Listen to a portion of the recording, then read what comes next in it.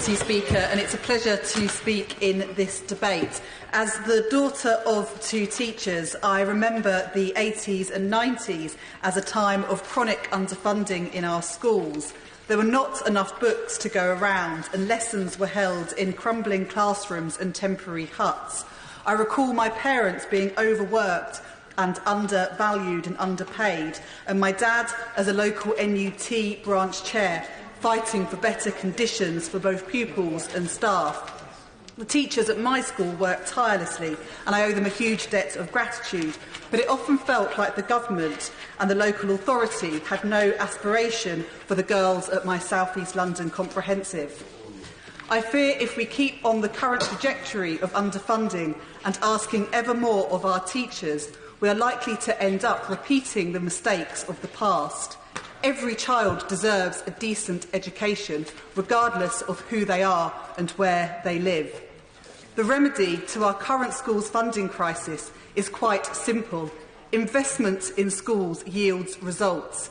Between 1997 and 2010, education spending rose by 78 percentage points, the biggest increase over any decade since the mid-1970s. Full-time equivalent teacher numbers rose by 48,000, school buildings were transformed and attainment levels soared. Yet since 2010, under successive austerity and cost-cutting governments, we have seen school funding slip back to profoundly inadequate levels.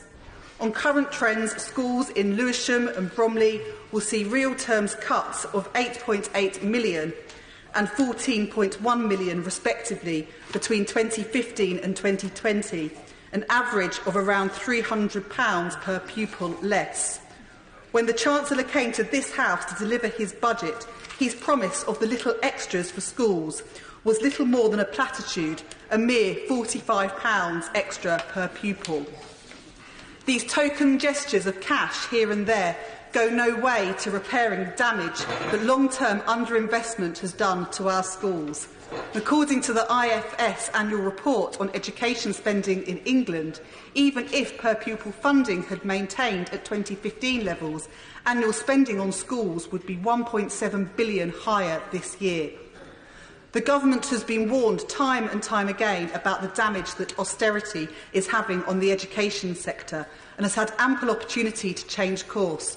But throughout this austerity-driven funding, since 2010, we have seen £3.5 billion worth of cuts to schools, an average teacher pay down £4,000 in real terms.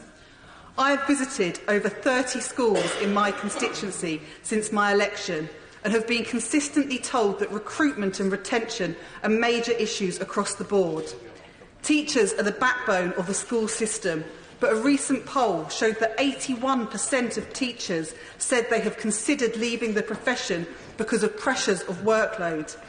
Teachers are working harder but losing out with their pay packets.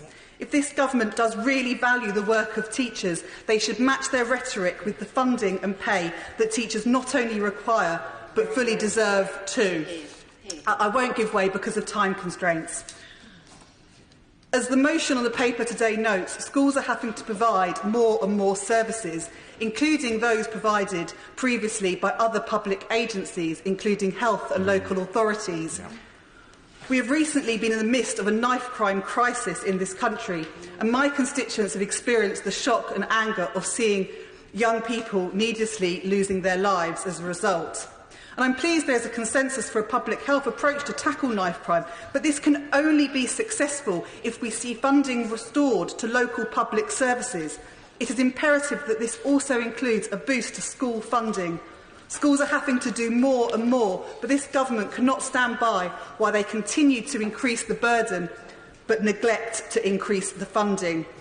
So I have to urge the Minister, it is surely time to think again about the funding modelling used at present and to make the changes necessary to properly invest in our children's futures. Yeah. Sir Desmond Swain.